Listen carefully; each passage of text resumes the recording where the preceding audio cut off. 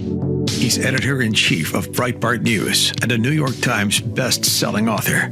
And on this podcast, he brings deep research, prescient analysis, and world-class guests. He's Alex Marlow, and this is the Alex Marlow Show. Okay, welcome to the show. We got a couple of guests for you today. We're going to be talking to August Pfluger, who is the chair of the Republican Study Committee. And we go into some pretty heavy policy on healthcare. It is going to be one of the biggest things going, and it really is maybe a life or death situation for the Republican majority in the Congress, if we could sort this out. Completely unfair that Republicans have this task because it's the Democrats who broke the system, but it's part of winning elections. You got to govern. So we'll talk to him about that. And then Colton Moore, who's a rising star in Georgia politics and is going to be running for the Marjorie Taylor Greene seat for Congress and is going to be a real feisty guy. You're going to like that. So we'll have both of those interviews. But before we get into it, I want to give you a couple of my takes on the news. But first thing, as I did say yesterday, we'd be making some announcements about the future of the show. All of it's positive. We'll be doing that tomorrow. So this is a lot of coordination with media, stuff like that. So you'll maybe read something before tomorrow's show comes out. But then tomorrow I will talk about new updates to the show. And it's going to be good. All positive stuff. Show's growing.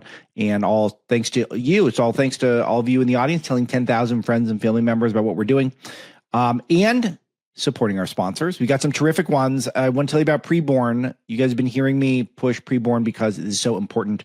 Should be part of your holiday giving, in my opinion. Christmas is here. We love saying Christmas on the Marlow Show. It's time to give, and nothing better than knowing that your gift can actually save a life or perhaps multiple lives, an innocent baby. And that's what we're trying to do here. We're trying to save babies, and we're also trying to save mothers from a lifetime of regret and fathers from a lifetime of regret. Men regret abortions too. What Preborn does is they give free ultrasounds. And when a mother sees the baby in the ultrasound or hears the baby in a heart rate monitor, then you hear that baby's heartbeat. They're statistically twice as likely to give the baby a chance at life and not terminate the baby in the womb. I bet that number is even higher, to be honest with you. I think they're being conservative here, very thoughtful people, but it is such a great gift to the world to try to save babies' lives. And you can do it with as much as $28 a month, can save a baby a month for less than $1 a day. $140, you get 5 free ultrasounds, $280, 10 ultrasounds. You can do the math. Some of you who could be very generous, and I know there's at least one person in the Marlow audience who's like this, $15,000 gift provides an ultrasound machine that could save thousands of lives for years to come. This is a great campaign. You guys can tell this is one of my favorites of the year. And what better way to say Merry Christmas than to save some babies? 833-850-2229, 833-850-BABY, or go to preborn.com/Marlow. There's a match going on right now. So if you give, then your donation is worth twice as much. So that's perfect timing for Christmas. And if you go to alexmarlow.com, there's some banners there too. You can click on those. Preborn.com/Marlow. It's a very worthy cause. All right. So stuff that's going on in the news. The first thing, people keep asking me to give commentary on the Rob Reiner thing, which is great. And I'm happy to. I've been popping up certain places because even though I do wish, I guess, that I don't, and I said this on yesterday's broadcast, I guess I wish Donald Trump would not have gone there and attacked Rob Reiner, but I completely understand it. And I don't like any of the Republican hand-wringing and people who feel like they must do the meme of the guy who looks like Abraham Lincoln who's standing up and he's taking this bold stand like he's going to make some sort of unpopular point. We don't care. We don't care for the grandstanding, Thomas Massey. It doesn't do anything. Trump is Trump. Lepers don't change their spots. And Rob Reiner was one of the most vocal people when it comes to trying to destroy Donald Trump's life by framing him as a Russian asset, which was based on nothing. And he coordinated with all those deep state freaks like John Brennan to do this. So he wasn't just some loudmouth online, even though he was that too. He was someone who was coordinating with the deep state to try to subvert our democracy, try to remove Trump from office, make it so that we the people couldn't choose who to vote for. And if Trump wants to throw down on that, I'm okay with it. I'm sorry. I just am. Would I have done it if I was president? I don't think so. It would not have been the approach. And especially over time, I do think Reiner will be remembered for his movies and not for his left-wing activism. But if Donald Trump sees this guy after having watched his movies for decades, and now he's leading the charge, literally one of the leaders, to falsely frame Donald Trump as a Russian asset. And after he dies, The conversation is going to be about the Princess Bride over Donald Trump's dead body. Is that going to happen? So it makes perfect sense. It doesn't have to always be, he's not going to always do the thing you want him to do. Sometimes he will do the thing that Donald Trump does. And this is very Trumpian. It's very Trumpian for him to say, we're not talking about Sleepless in Seattle today or The Wolf of Wall Street, or we're not talking about When Harry Met Sally. That's not what we're doing today. We're talking about that this guy was a leader in terms of trying to subvert the democracy and create this climate of violence in a way where, of course, if you felt like the American president was actually an agent of the Kremlin, then it would normalize a lot of the violence, a lot of the lawfare, and Trump sees that. So how can you have a problem with that take from Trump? I just don't. I don't have a problem with it. Just because you wouldn't have done it personally, it doesn't mean that it's not perfectly reasonable given what we know about Trump. Now, politically, do I think it helps Trump? Probably not. Does it divide MAGA even more? Probably. So I want Trump to be mindful of that stuff. But overall, the fact that he's like, we're not talking about Princess Bride today. We're talking about that this guy was one of the biggest Russia hoaxers. So that was Trump's take. It makes sense to me. Check out this clip of Reiner. You have a complete and utter lying buffoon. I mean, I'm going to tell you the truth. He's a fraud. He lies. He cheats people. Everything that comes out of his mouth virtually is a lie. And he's a con man. And if you look at what he's done with his career and how he's tricked people into things, it's abhorrent. I never liked George W. Bush, his policies, but I didn't hate the guy. I hate this man. I've never hated a politician. I can't not hate somebody who bilks innocent people out of money, life savings. And we've seen it. With that Trump University, he took people's money, $35,000, wiped these people out, and is being sued for it. He steals money from charities. I'm not making this stuff up. Yeah, but he made Spinal Tap, so let's just forgive him for all that stuff. Like, Donald Trump doesn't think that way, guys. Come on. Let's be honest here. He sat down with John Brennan, Jim Clapper, the two biggest Russia hoaxers, and they put together this 20-odd minute thing where they're walking through exactly how Trump stole an election with Russia and why your vote should not matter. That's what they're saying. That you who democratically elected Donald Trump twice, arguably 3 times, but definitely twice, why your vote shouldn't count.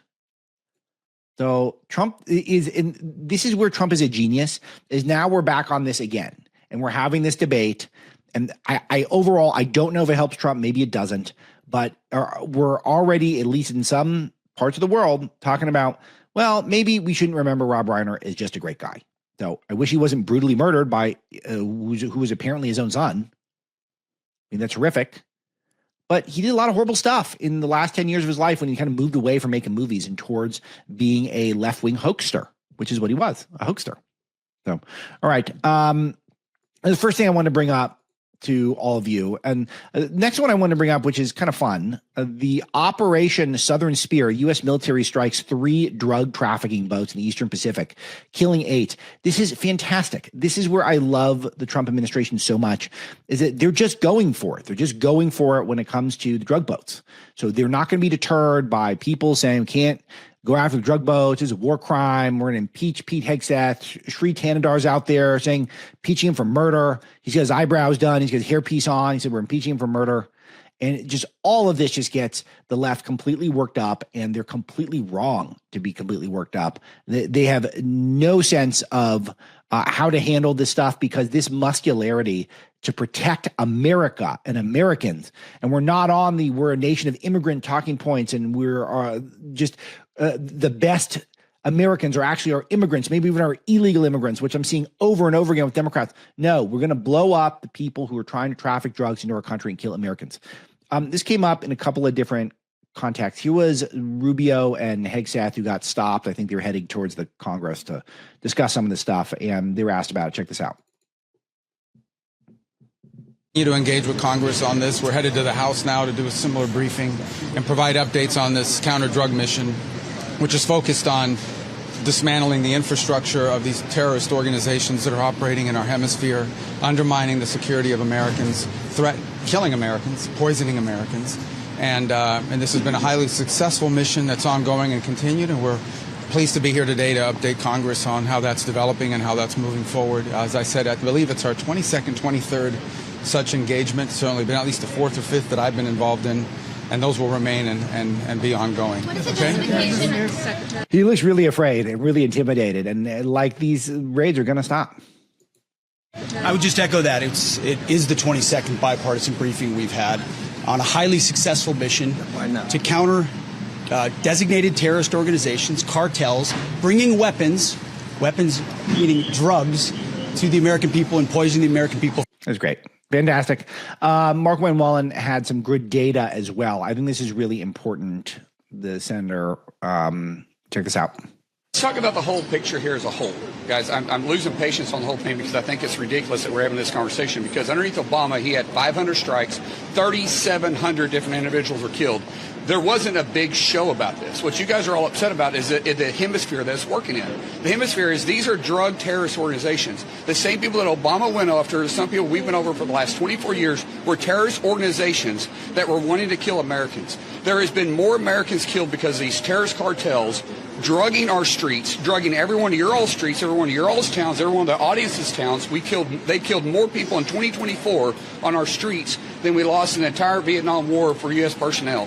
These are terrorist organizations that are poisoning our streets. The president has the authority to do so. The argument is it's too close to our shores. Does anybody doubt that these are terrorist organizations? Does anybody have a question about these being terrorist organizations? So what's the difference between Obama attacking these individuals when they were deemed terrorist organizations in the Middle East versus the ones that are here right now poisoning our streets? That's what the whole conversation is about. It's just so clear, and it's so obvious that this is a great idea. And so that's where we are. And I think it's important to note that. And it's just, we've got to start touting some of the stuff where we're doing well, because we can't let the left completely control narratives. And as I said, this one felt like a trap, and I think it's proven to be a trap. By the way, Paraguay's government, which is conservative, has signed a deal to let U.S. troops into the country. So I love that this administration focuses on our own hemisphere and cares about Latin American issues. I think that it's just better. It's just smarter. I think it's a good way to keep China at bay. I think it's a good way to keep some of the drugs that are coming up at bay. And it's a good way to solve the illegal immigration issues that we've got. Again, I don't want us in any prolonged wars, any regime change wars. I don't think that's a good thing, but I don't think that's happening. But I do think what is happening is that we're getting much more serious about threats that are much closer to home. And I think that's great leadership. So terrific cabinet. And let's not forget these things. In terms of things that are less pleasant, we still have no more details on what's gone on at Brown, which is very disturbing. I talk about this with AWR Hawkins on my Breitbart Fight Club show for premium Breitbart members today. All of you should check that out. And perhaps a good Christmas gift for someone. It's a really good Christmas gift. Breaking the Law. That's a good one. Get that going. It's a good book. Any of my books are good Christmas gifts, but a really good Christmas gift, a really good one for you guys is the Power to Heal Sun Power LED. This is what I've been doing for my recovery, guys. This is infrared light. It's also got the near infrared light. And if the Super Palm 1050 is the name of the device, and it heats up real fast, but it's got all this proprietary cooling stuff, so it's safe.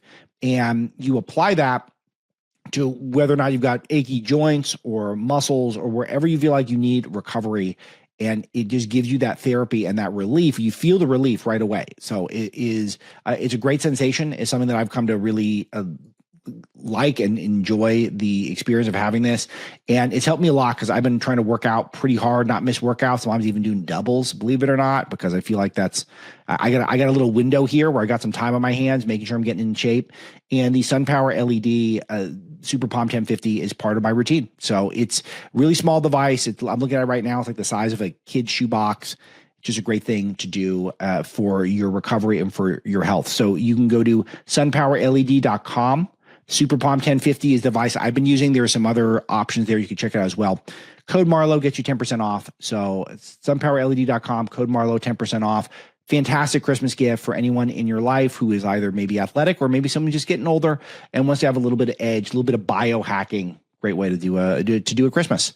I also want to bring up I mentioned my interview with Dr. Hawkins talking about the Brown and what we know, a very highly gun controlled area, and it's just not safe to be on campus now, particularly for conservative people. We think maybe perhaps that this class was targeted because of a prominent conservative student in the class who was murdered. That's a possibility. We're still learning. And then Australia, a lot of the reaction to that is not outrage at radical Islamic extremism and terror. All the evidence that we're aware of suggests this guy had pledged allegiance to ISIS, and he'd actually somehow gotten the gun legally, even though in Australia they have some of the strictest gun laws in the world. And then you see stuff like this. Chuck Schumer, the leader that he is out here in D.C., checking this out. And separately, Congress must also take action against another poison of our age, that of rampant gun violence. Australia is no stranger to gun safety legislation. They famously took strong action in the 1990s and saw gun violence plummet. Yesterday, Australia's Prime Minister said the country will take another look at their gun safety laws and see where they can make improvements. If Australia can find courage to act after a tragedy like the one in Bondi Beach, Congress should certainly find the will to act after a tragedy like the one at Brown University. Amazing charisma. For the sake of those who were killed this week. Amazing charisma. This guy is so likable. No wonder the Democrats are polling so highly. You look at a country that has immeasurable amounts of gun control, and then a guy who was inspired by the Islamic State to murder Jews, and their reaction is that they should have banned more guns. It just shows you that they have nothing other than their political talking points. You saw a lot of calls for additional gun control at Brown, Rhode Island, deep blue state, Providence, deep blue city, a campus as blue as it gets. And I think the weapon of choice there was a handgun, which is really hard to ban that stuff. So long as we have a Second Amendment, but yet we're still back here in the same talking points over and over again, and they never miss an opportunity to divide. Prime Minister Anthony Albanese is eyeing more gun controls for the law-abiding. So basically it means law-abiding are going to have a harder chance of getting guns, and the terrorists were still going to keep working to try to get them, and they'll get them illegally. Like if you're willing to murder people while they're at a Hanukkah festival, then obviously you're willing to get a gun illegally. So it's so backwards. And I'm kind of surprised sometimes at how stupid some people are to think that that's the correct response and the appropriate response just a couple of days after. But pretty wild though, that at Brown, it's 4 days and we don't even have a suspect. Completely crazy that happened. All right, a couple of positive items that I wanted to share with you. Trump effect, Christmas Day gas prices expected to drop to the lowest levels in 5 years. We have a new headline just came out from Breitbart. Golden Age, all net job growth going to Americans as foreign-born employment keeps declining. People are encouraged to hire Americans, not import foreign labor, whether it be white collar, blue collar, whatever it is. Americans are getting jobs. So all the job growth that you're seeing, Trump is caring about Americans. And this pandering to not Americans I think is going out of style very fast, particularly on the center right. So that's big news as well. And Ford taking a big L after trying to force Americans into electric cars and trucks. So they have they're abandoning a big EV truck initiative. So Ford said Monday, Lucas Nolan right for us at Breitbart, it's expected to take about $19.5 billion in charges as it retreats from the electric vehicle business, a massive hit to the automaker, pivoting to traditional gas vehicles along with hybrid and plug-in hybrids. The plug-in hybrid I kind of get. Maybe you save some money on gas. I got a rental car and I drove to Vegas in it, and it was like $30 for gas. If I took my car to Vegas, my big one, my bus that I have, which is my huge SUV that I call the bus so I can fit all the kids in it. I mean, that's going to be at least $150, $160 in gas. So if you get the hybrid where you get some gas and then the electric battery recharges as you drive, I get it if people are interested in that. But just the flat all EV thing, they don't go very far. As Trump said, it's a big pain in the butt to charge. And there's just not this huge demand for it. They have terrible resale value. So many reasons to think that was going to go away, particularly as EV credits died off. And that's what we're seeing. And it's very positive. All right. I got some Crockett clips. I want to play that. I'm not going to get to that. And I got Jake Tapper saying that he's now covering Trump's missteps because he dropped the ball on Biden. It's just such a lie. Such a lie.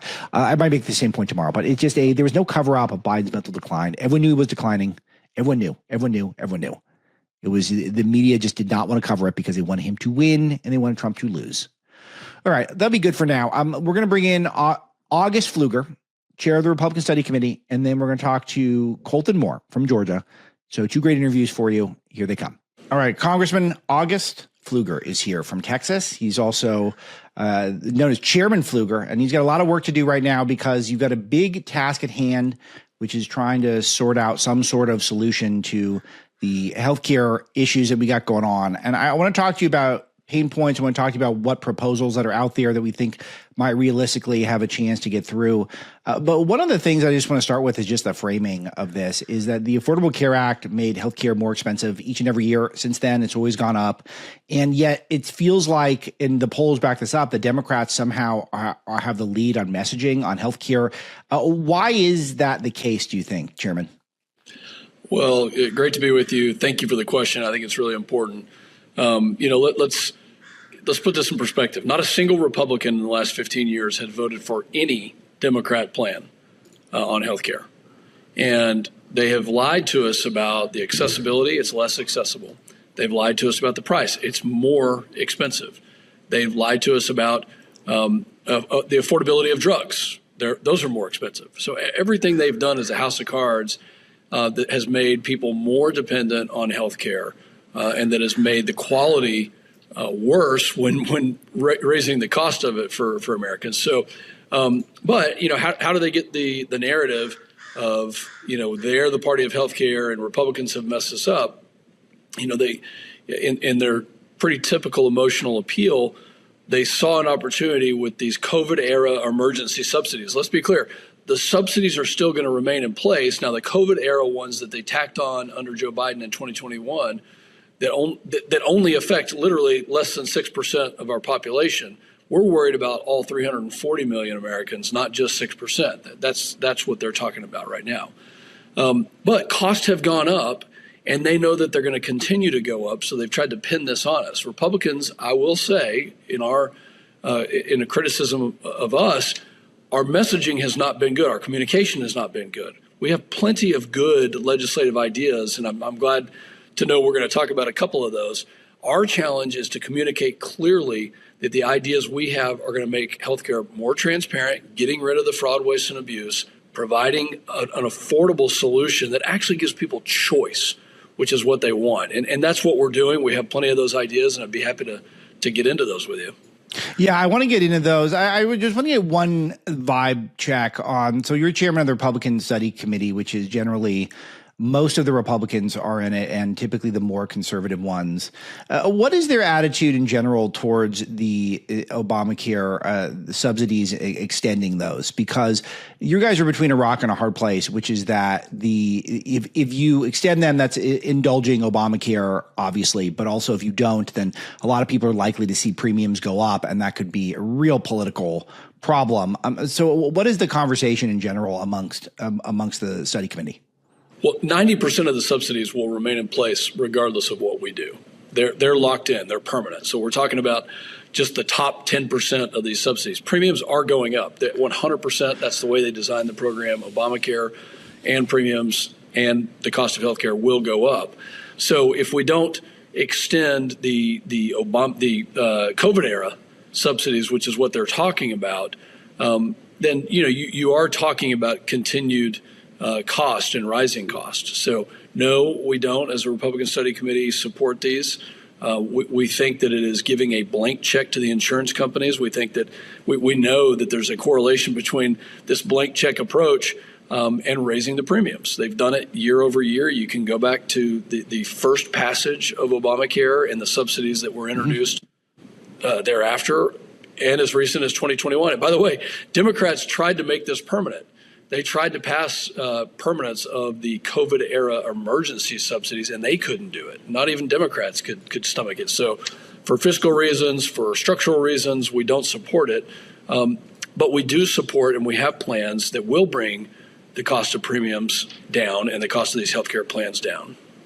Okay, so let's get into what's on the table. I guess it's Tim Scott, Senator Scott, that's got a proposal out there that is, I think the one that is the More Affordable Care Act is what he's calling it. So MACA, I think, is how it's being branded. What do we know about this? It's bicameral, so it's in both houses. So what is in this, and what do you think of it? Well, yes, Senator Rick Scott from Florida, and this is the reason I'm partnering with him is because it is an answer. It's a structural answer that surgically helps reduce the cost of healthcare, and it does that in a couple of ways. Number one, it encourages associations to have their own health plans and to offer that as a benefit. Employers. To be able to have some competition. It encourages shopping across state lines, which means that if you don't like a plan in the state that you're in, that the waivers now exist where you can go next door and you can look in a transparent way for the competition to see maybe this one fits me and my family a little bit better. It encourages the Trump account, the health savings account. So you can take the money that would have gone into the subsidies, and this is where our answer really makes sense. Instead of sending those to insurance companies, we send it directly to the American patients. We send it directly to people that can take control of that, have some accountability, and they know where those dollars are going. So that's why it's so important, the More Affordable Care Act. And we're getting a ton of support just throughout the House for this plan, because I think people see how damaging Obamacare has been to our country, and they want an answer. But most importantly, they want a choice, which is the heart of this bill. Right. And I think that is good. People definitely want choice. But I'm trying to see, is there a path so that Americans won't end up paying more for coverage or potentially even lose coverage next year? Because if that happens, then you guys are going to get blamed. The Republicans are going to get blamed come midterm season, even though it's a good faith effort trying to fix a broken system. But I guess my question is, do you see any Democrats helping along at all, or is this something that's just going to be Republican only at this point? Yeah, unfortunately, I don't see Democrats helping. I think that if Trump announced that he had a cure for cancer, that Democrats would vote against it. And that's just the political environment we're in. But I think it's also going to be hard for them to explain to their constituents when we have good answers, and the cost sharing reductions, the CSR issue that we're going to be voting on this week is a perfect example of that. If we know right now that it will lower the cost of premiums by about 13%. And instead of, again, funneling money into the insurance companies, it prevents that type of action and behavior from happening. And it is going to lower people's premiums. So it's going to be tough for Democrats to go back home and say, well, I didn't vote for this. So maybe they'll surprise me. Maybe they'll surprise us by an affirmative vote. But look, I mean, there is no silver bullet to healthcare. This is very complex. There's a lot of layers of it, from the plans to the price of prescription drugs. And we do have good legislation. And you can go back to the July 4th One Big Beautiful Bill. Remember what we did then? We said, look, if you're on Medicaid and you're an able-bodied adult, I'm not talking about pregnant women, I'm not talking about the elderly or disabled, but if you're an able-bodied adult between the ages of 18 and 64, you need to work 80 hours a month. That's reasonable in order to receive Medicaid. That is a reasonable request. Oh, by the way, we also said no to illegal aliens receiving those benefits to the tune of 2 million that were enrolled in states like California and New York, where those federal dollars cannot be now given to illegal immigrants. So there are many things that we've already done. We just, again, our challenge is communicating this and showing folks that they have competition, that there is transparency, and that we believe in some structural reforms to make it more affordable. So This is going to be, the Speaker Johnson has said that this is going to be a huge focus for the first half of the year. Give us the exact bullet points of what you think realistically can get accomplished during that time that you think is a realistic chance of getting passed. Well, I would like to start with this week of passing what we're doing right now, which is the Lowering Premiums Act. And that includes things like the cost sharing reduction provision and some association health plans. When we come back in January, I would like to see my bill, the More Affordable Care Act, implemented. Some of that could be done through a reconciliation effort that only requires 51 votes, but not all of it. Some of it will have to require 60 votes. And that's where you put the Democrats kind of on notice to say either you care for lower cost and better quality or you don't. So I think there's 2 or 3 parts of this that are going to have to play out. And we are going to have to do something when it comes to PBM reform, to take the middleman out of the equation. My good friend, Representative Buddy Carter from Georgia, a pharmacist, and Diana Harshberger from Tennessee, they saw this in their profession, and they saw how dangerous it is to the rising cost of drugs and of medicine. So that's something that we have to push forward on that. By the way, that is bipartisan. So we'll see whether or not Democrats can come back and actually vote for something that they previously voted for. Well, I would be very shocked if the Democrats didn't just try to make this a political football for them so that they could use it on the campaign trail, because this has gone well for them.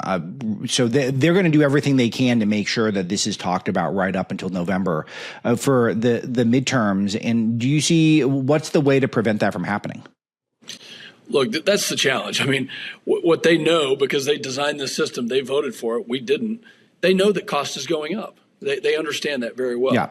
And so being able to surgically remove some of the impediments to lowering cost and increasing transparency and competition is our challenge.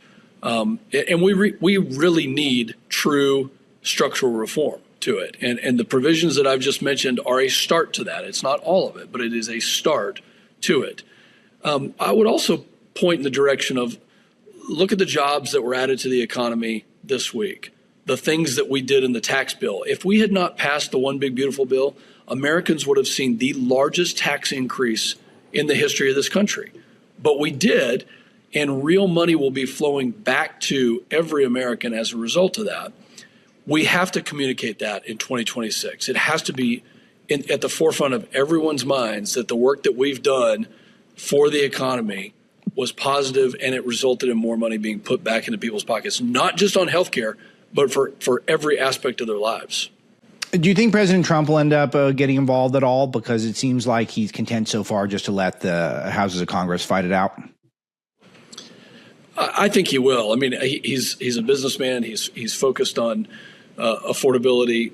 That's been his whole mantra, is increasing our economy and strengthening our economy. He's an employer himself. I mean, he was in the service industry, so he knows very well the challenges that Americans are facing. So I do think that, and he has been involved, to a large extent. Look at the One Big Beautiful Bill. He was involved in every aspect of it. So I do think he will. It feels like the big thing the Democrats want is for premiums to go up for people and then for you guys to be on defense. Have you anticipated what that might look like and what the messaging would be in that case? I think it'll be very similar to what we saw in the government shutdown in October through November. I mean, they turned an issue that affects less than 10% of Americans into a government shutdown. So we should not underestimate their ability to communicate in an emotional way because prices are higher. That is true. Prices have become higher, but they designed the system. So we're going to have to go on the counter offensive and tell the truth and point out the facts, because they are basically blaming us for the system they developed. Congressman, the government funding for 9 of the 12 appropriations bills expires the end of January. Are we going to see more movement on appropriations between now and then, or are we looking at a shutdown at this point? Well, I sure hope so. And I can't say enough positive things about Chairman Tom Cole, the chairman of the Appropriations Committee. Obviously, as a conservative, we want to see spending decrease, at best remain, or at worst remain flat. And I know he's working towards that. So, but we got to get back to regular order, and these continuing resolutions and patchwork approach. I mean, it just doesn't serve the American public. It's not a true Article 1 authority where Agreed. we have oversight. So I think we're moving in that direction, but we're going to keep pushing. And then the last one, let's just do a thought exercise. We're looking out 10 months away from early voting. What is your hope is the message to voters for the Republicans in a midterm that's not going to have Donald Trump on the ballot? What's the message you're hoping to share? Our work is not done. We are stronger as a country from a national security standpoint. Our border is secure. Donald Trump did that. Our economy is stronger. And you have the ability, every American has the ability to live the American dream. But our work is not done. There's more to do on deregulation. There's more to do to put money back into your pocket. Our work is not done, but we are on the best start you could have ever imagined. 75+ million Americans voted to see this agenda put into place, and our work is not done. And we need their help to come back out to the polls and let us keep on going to finish what we've started. Congressman August Pfluger, he's the chair of the Republican Study Committee. Thank you for all the time today on the Alex Marlow Show. I really appreciate you being here. Thanks so much. All right. I've been doing some complaining about Marjorie Taylor Greene of late, her, I think, ditching her constituents and heading off to retirement. It perfectly timed amid her feud with President Trump, going on CNN, stuff like that. But onward and upward, we're moving forward. And State Senator Colton Moore has jumped into the race, and he's going to be running for that seat in Georgia. And Colton, I don't want to get you in any trouble here, so we don't need to talk too much about MTG.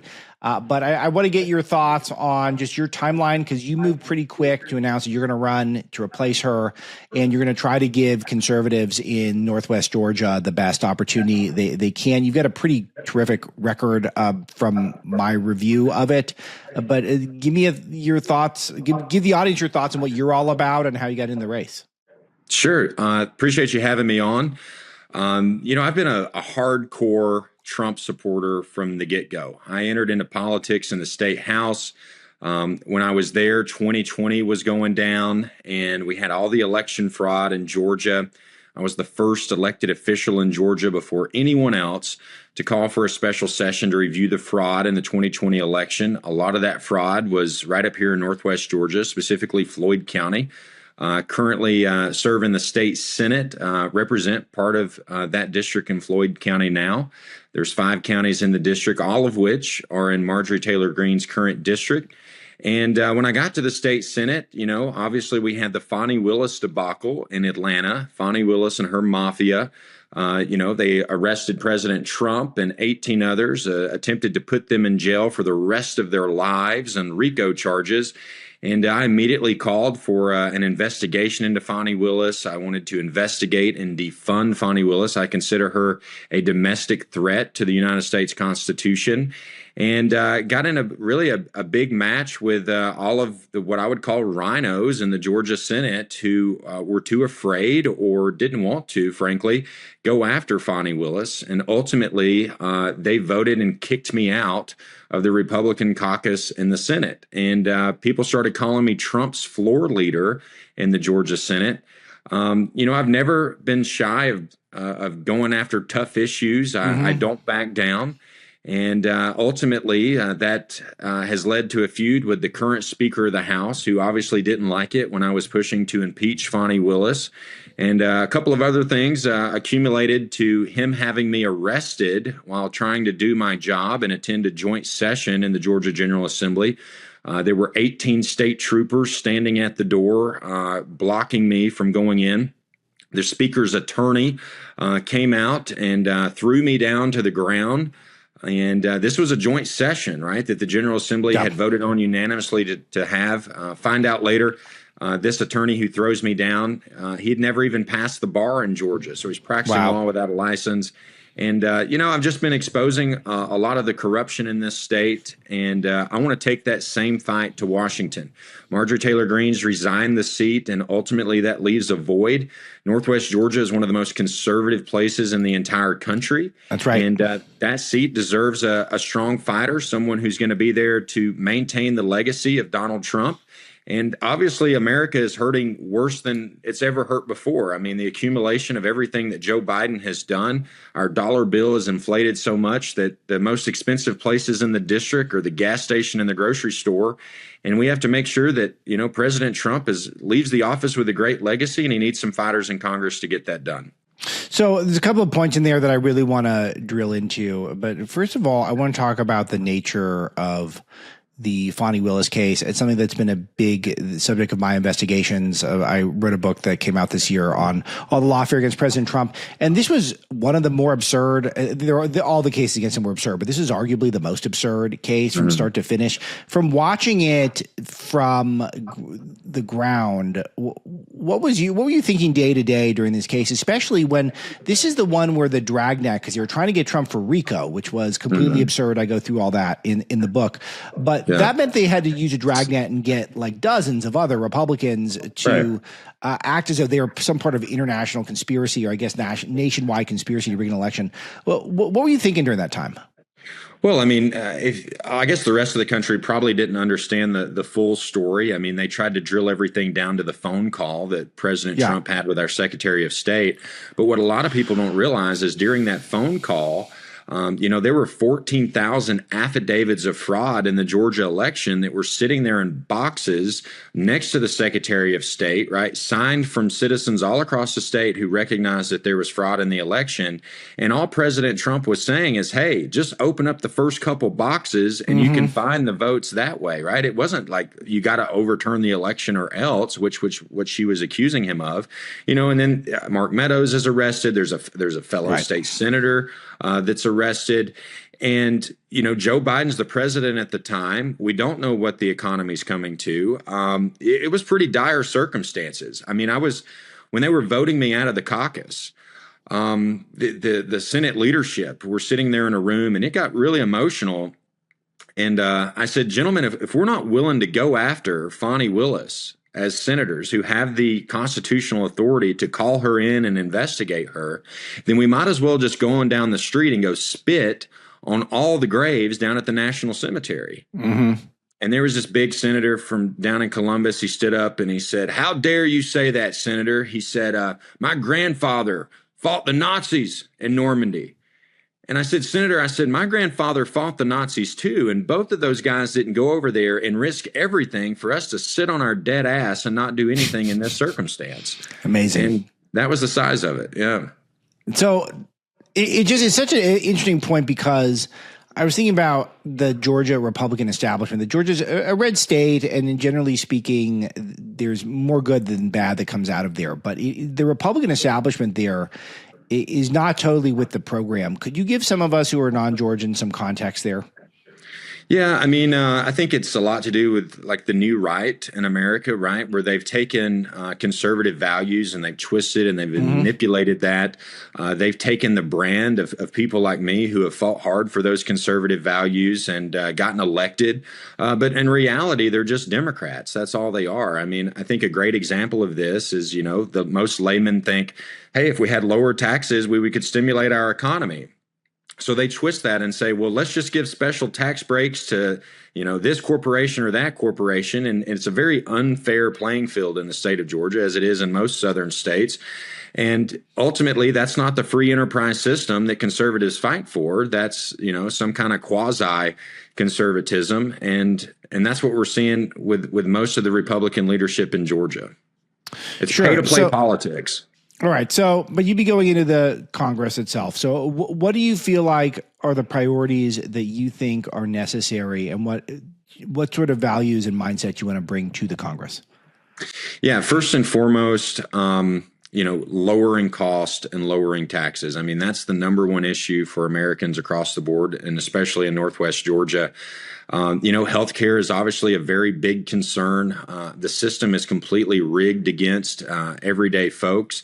I mean, even if you want to go be a doctor in the United States right now, you can go to med school, and when you graduate, you can't successfully run a practice without joining some healthcare conglomerate, right? The bureaucracy there to get paid at the end of the day is very difficult. One doctor's having to hire 4 and 5 people just to take care of the insurance. And then in the meantime, if you and I want to go buy health insurance, we have no leverage when we're negotiating with United Healthcare. It's just us.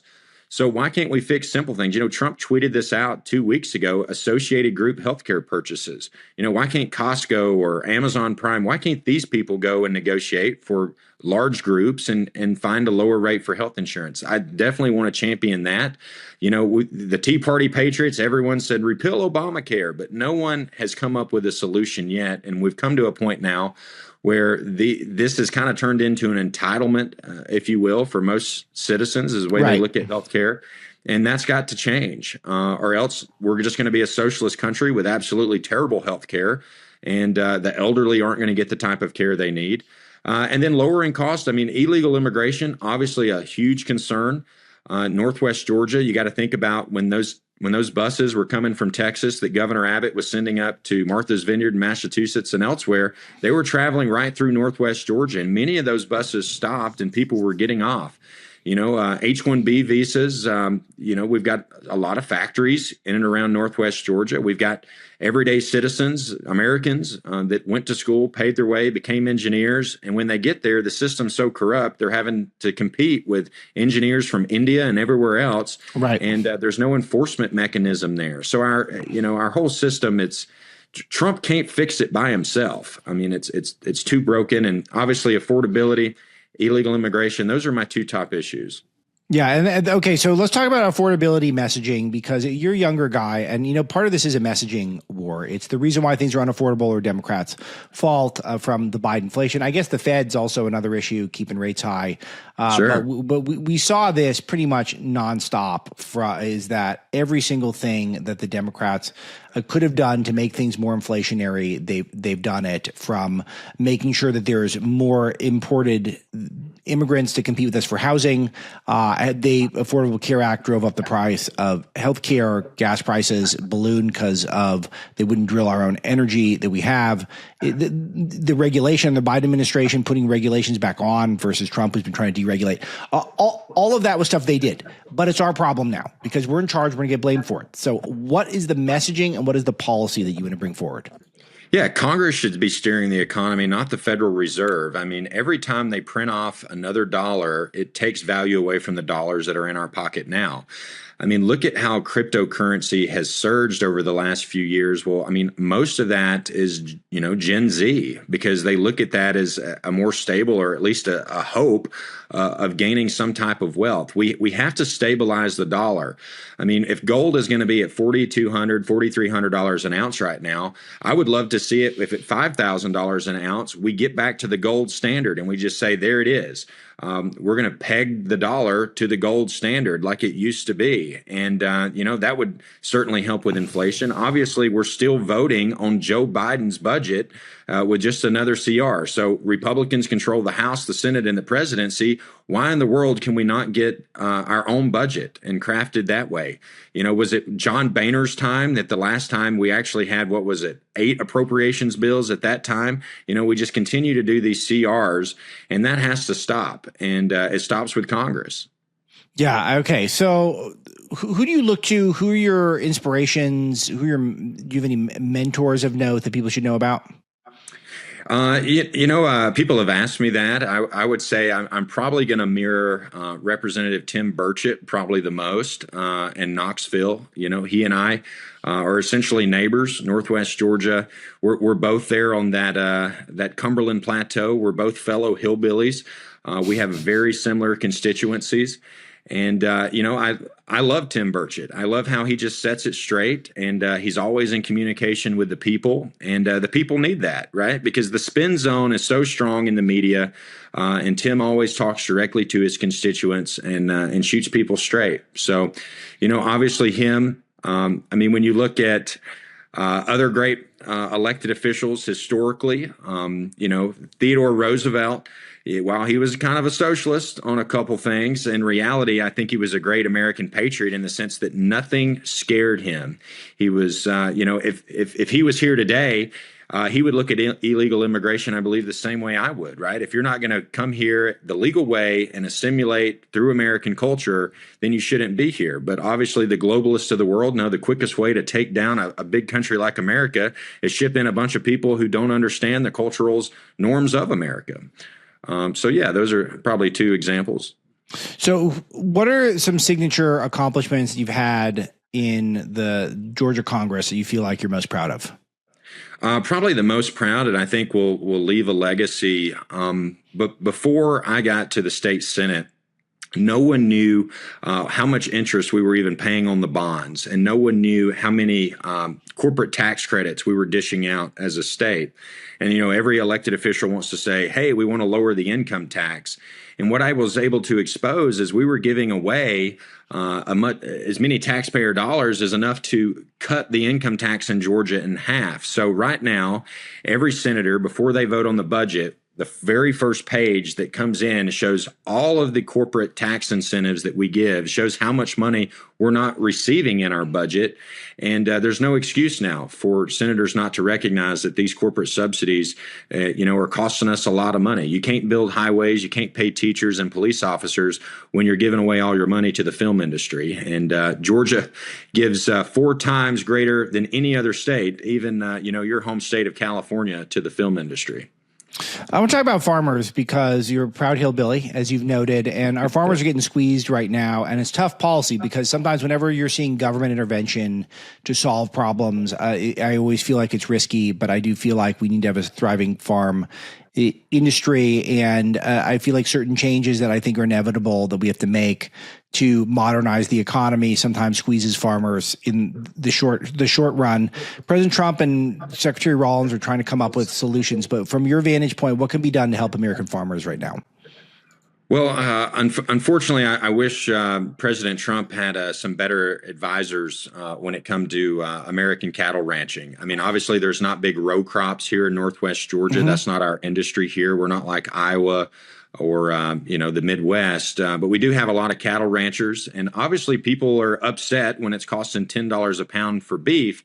But, there's a clear distinction when beef prices are going up and the price of live cattle are going down. There's obviously some manipulation in the market, and there's a beef cartel, right? There's only 4 major companies that process all the beef in the United States, and they're multinational corporations. They're not necessarily American-based corporations. They're JBS in Brazil. So there obviously needs to be some antitrust investigations there. And ultimately, the USDA, the way they've kind of held the cattle market down is if I grow cattle and I'm trying to sell it to my neighbor, I can't do that unless I'm selling them a half a cow, a quarter of a cow, because I can't get USDA inspection. There's very few processors in the country that offer USDA inspection. And I would love to see it to where we deregulate that in a sense. Obviously, we want to keep consumers safe, but we want to have the ability for local producers to sell locally. I mean, where I come from, we have some of the best grassland in the entire country. We can grow a cow on 3/4 of an acre. And like one of the only other places you can do that is in Hawaii. So why aren't we able to grow cattle and sell it locally? That's a big problem. Maha is a big issue, and it's very hard to find healthy food. And I think those two things correlate. So as long as, Mr. Kennedy and Ms. Rollins are working together, I think that's going to benefit the economy, and it's also going to make Americans a lot healthier. So this is important. So why is it, I just want to drill into this. Why is it so hard for us to raise our own cattle? I mean, it just feels like that's just crazy to me that would be the case. Yeah, so the way the big 4 processors have lobbied, they've said, you have to have USDA inspection to sell individual packets of beef, right? If you want to go buy a steak or a pound of hamburger meat. So a local processor is going to have to go hire a USDA inspector to come in and inspect all of their work. And right, that's going to be roughly $80,000-$90,000 a year in sunk costs that they're going to have there for this person to come in and regulate them. And your local processors, they don't have that type of overhead to cover that type of cost. So, I personally sell beef at a quarter and half. So that's like a quarter of the animal or a half of the animal. But, there's not but one USDA processor and probably a 75-mile, 100-mile radius of me. See, we're already talking common sense solutions, Colton. That's what we like here. All right. So a couple other quick ones. So you were a truck driver before getting into the Congress. Is that correct? Because some of these, I can't trust the internet now for bios. So it's I got to run it by you. That's why it's nice that we can have a little bit of time to talk. We don't have to have a 3-minute interview. So I could check my own research. Sure. So you're a truck driver. This is an industry that I feel like that we've really kind of cheapened the integrity of it by trying to import a bunch of the foreigners who are not good at driving truck, and they're here and they're causing problems. And I just want to get your thoughts on how that connects to the immigration agenda. No, absolutely. I mean, they correlate perfectly well. I mean, think about the safety of everyday American citizens when you have someone who doesn't know English. They obviously have probably ran to a truck driving school of some sort for a couple weeks, and then we're putting them in a truck that weighs 80,000 pounds barreling down the highway. I mean, people are already dying. We've seen that in Florida. I just saw another video somewhere out west. Very similar situation to that horrific crash in Florida where a truck's just trying to make a U-turn. If you can't speak English, you shouldn't have a CDL's license in the United States, right? You can't fly an airplane if you don't know English. And how's that any different than a big truck? Very dangerous vehicle. And you ought to be an American citizen, and I don't know how many people remember NAFTA and Bill Clinton, but that's, we're still seeing the side effects of that. Sure. Well, yeah, they're familiar with it. They listen to this show. All right. So this is another fun one. So it says, and correct me if this has changed, but this is according to internet biographies of you. It showed that you were not only an early supporter of President Trump, but you're also a supporter of Governor Kemp. And I'll tell you, I am in the camp of the very early day one Trump supporter before anyone else, 2015. And never been a Governor Kemp hater. Like, I understand occasionally I object to something he's done, but I honestly do feel like he actually does have real leadership capabilities and is a unique thinker. And I've always liked interacting with him. And I know that some of the audience is like nails on a blackboard to them, but I want to get, where are you at with Governor Kemp, and give me some of your history. Well, it's nails on a blackboard as you talk about it now with my relationship with Governor Kemp. I mean, obviously, I was a very big supporter of Governor Kemp when he first started, and everything he promised, everything that we thought he was. It all changed when that 2020 election happened, and he let it get stolen. He was too cowardly to fight back, and ultimately, that's when our relationship splintered.